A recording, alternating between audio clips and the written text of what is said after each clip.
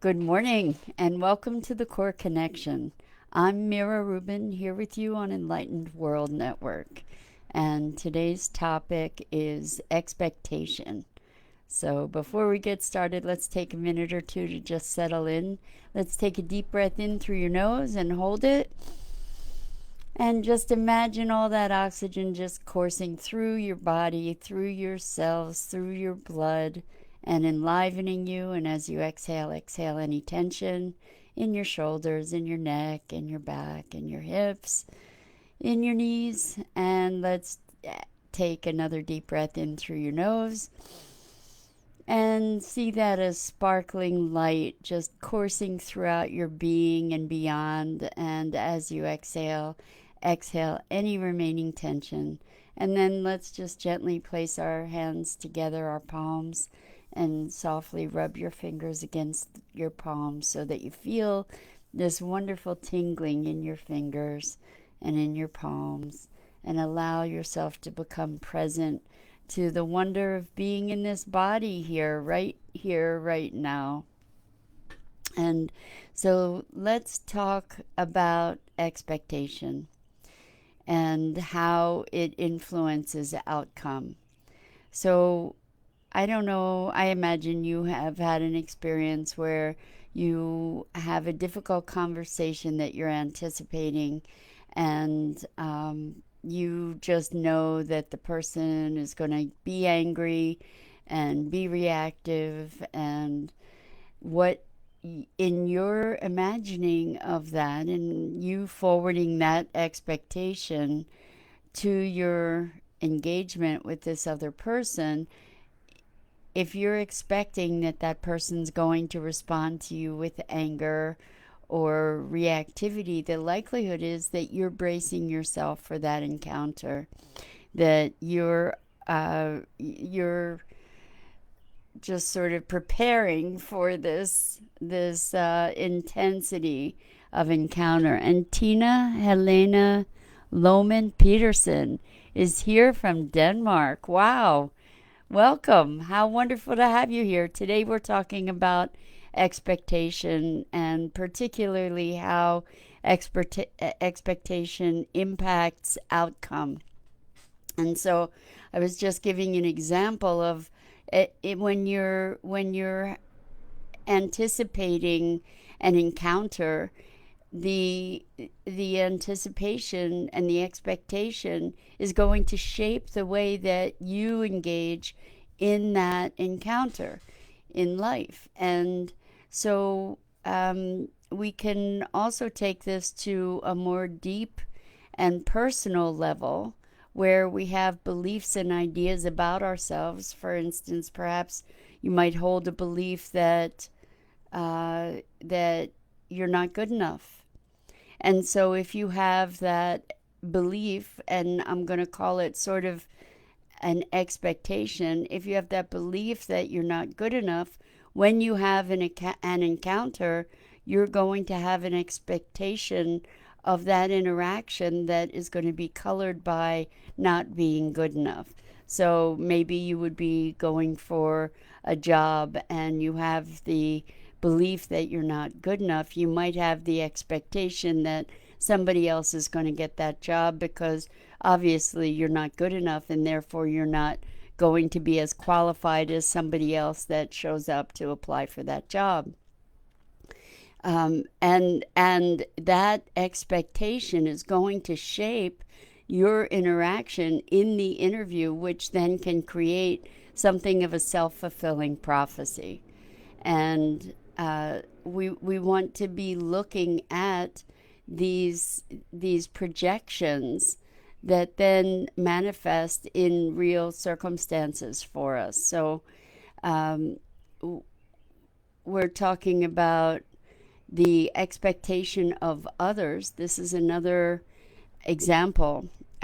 When we have an unconscious expectation that others are going to have the same beliefs that we have, or the same values that we have. And so, therefore, when we have an interaction, we make certain assumptions that may not be in any way accurate.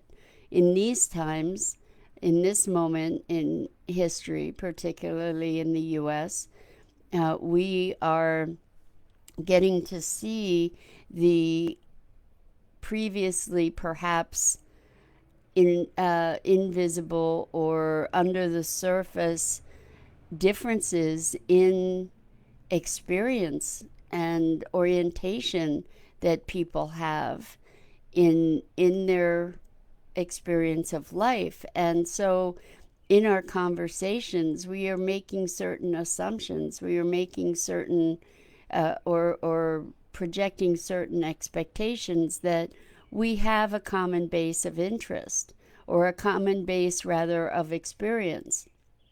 And what we're beholden to do is perhaps to uncover those expectations and then uh, relax relax those expectations in a way that enables us to be more present to an inquiry on a deeper level without those assumptions. So I had a very, very interesting and startling encounter with someone the other day that I believed that I had cultivated. I mean, I had the expectation that we're connected and that we're on the same page and that we're understanding one another and that we have trust for one another. And what arose was that this person's relationship with me was colored by the fact that I'm white and this person is not. And it never occurred to me. I never had an understanding of that. And due to their expectation or their distrust what of white women, um, their spoken distrust, then the context within which the words that I spoke were heard very differently from the way that I intended those words. And so the expectation was on this other person's part was that I did not have their best interest at heart, and I, I I just was very, very startled and surprised by that. And I was also very challenged as to how to speak into a situation where there is an underlying pre existing um, distrust. I'm seeing that Tina says, I've lived in live with codependent parents. Both learn to say now. It took 40 but learn to say no. Okay, sorry. That Tina says that she's lived with codependent parents and finally learned how to say no, and it took 42 years, and now she's 52. Well, congratulations for you to get to a point, Tina, where you were able to uh, recognize your own internal need to comply or to please others and to move beyond that into a place of choice. That's huge. So congratulations. Um, so these expectations of harm or expectations of trustworthiness on the other side of that, expectations of expecting someone else to speak down to you. I've had other other encounters where people have interpreted communications from, well, we do this all the time actually, where we interpret other people's communications with us based on our own internal biases and our expectations that somebody's going to think I'm stupid, or somebody's going to think that I'm I'm unworthy, or that somebody's going to think this or that they're better, or any number of other things that we might go into an encounter assuming. And that that expectation shapes the encounter, because something could be said, and because I have that expectation, I have that bracing already within me that's going to stimulate my reaction, my reactivity, and I'm going to be hearing things through that filter, and therefore I'm going to get triggered in that encounter based on somebody saying something that could have been quite benign, but because I'm hearing through a certain lens of expectation, then I am interpreting things in a way that they were not therefore intended. And that's a we can also have an internal expectation, which I mentioned earlier, which is that obviously I'm not going to get this job because I'm not good enough, or I my expectation is that this is going to be a struggle, that the transformation and the change is going to be a struggle, and therefore, because that's my expectation, I may avoid that circumstance altogether to avoid the struggle, or I may engage with it in such a way that even though it didn't have to be a struggle, that's my experience. That's the experience that I create. So we get to create obstacles for ourselves by projecting these expectations. Now, what about positive expectations? Positive expectations can also shape our encounters. So, for instance, let's say I am going for a job and I know that I am really qualified for this job. I'm the perfect person for that position. I can go into that opportunity with a confidence that just exudes and communicates, and I can be the person that is perfect for that position, because my expectation is of I, of course this is a perfect fit. So that comes through in the communication. It's going to be a very different communication from I've looked for 50 jobs and I haven't found one yet, and this is just another interview. Or and we can take these same kinds of experiences and expectations to our romantic encounters.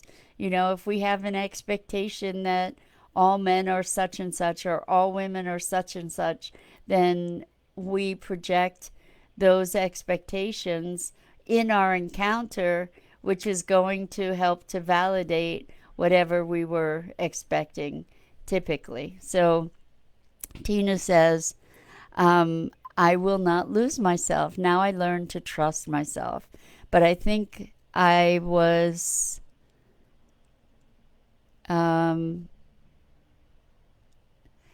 Tina, it sounds like you had a very tough background, and I credit you for being on a path of self awareness and awakening.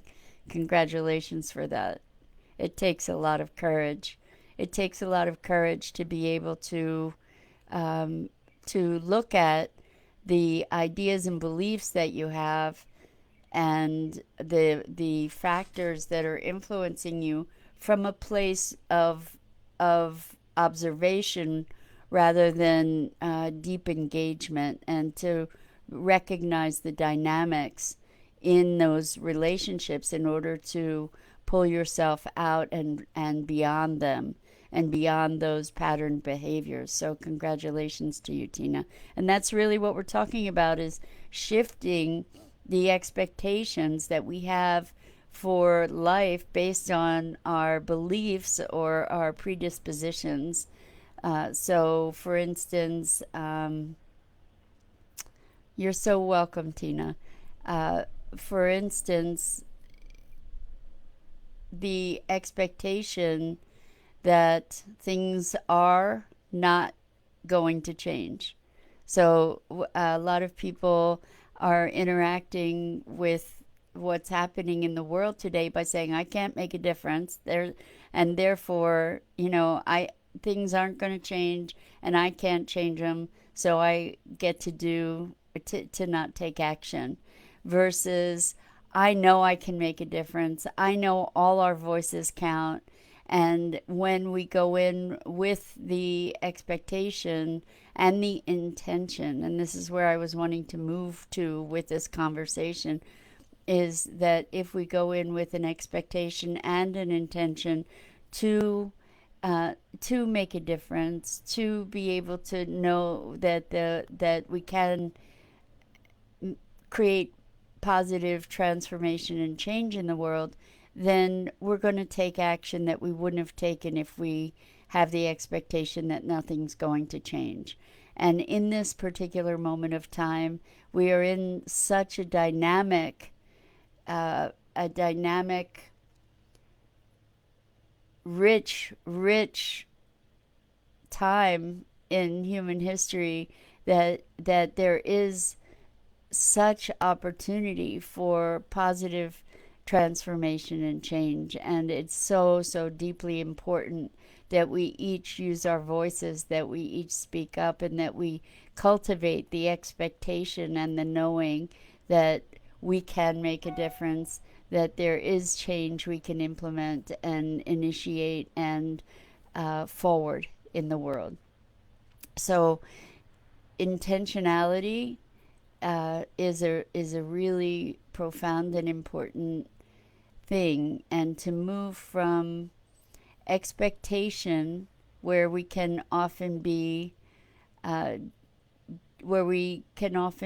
deeply disappointed when things don't match the expectations we have for them. Let's say in a relationship, I expect my partner to be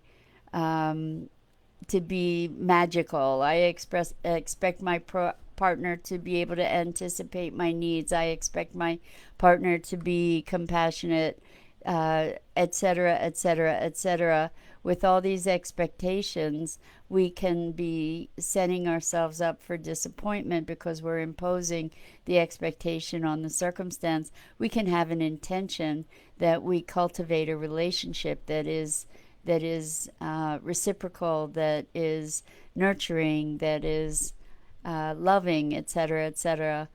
And it's maybe a subtle shift, but I think it has profound impact to move from expectation to intention. It's a little bit of a different focus, and it's also taking ownership for our the lens through which we're perceiving the world. So I invite you to look at what your expectations are of yourself, that may not be visible, or of others, what your invisible expectations are of others, because that's often a source of friction, because we have an expectation that somebody is going to do something, anticipate our needs in some way or another, take a particular action, and when they don't, we get upset and angry and hurt and all kinds of other things because we had this unmet expectation. I invite you to uproot those expectations, shine the light on them, recognize what they are, take ownership of them, and then communicate from a new place around what those expectations were, to bring them to the light, not only for yourself but the other people with whom you engage. So, and then intend to have clarity, to have clarification, to make your needs spoken, rather than having unspoken expectations around somebody else being able to anticipate what your expectations are. Let's see. So, Tina's saying your rules are important to look at. you are great like all other people, and don't be codependent in your family or with your family. And that, well, it's challenging to move into awareness of our unspoken expectations, but one way that you can easily see them is when you have sentences such as you should, they should, I should. All of those should words are an indicator that there are some expectations that are driving that idea of how things should be. And we get to bring them conscious so that we can engage more consciously and more deliberately with one another.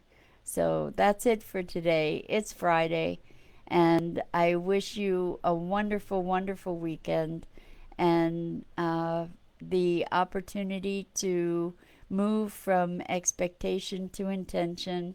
And please check out the awesome programming here on Enlightened World Network. There's all kinds of great things happening over the weekend.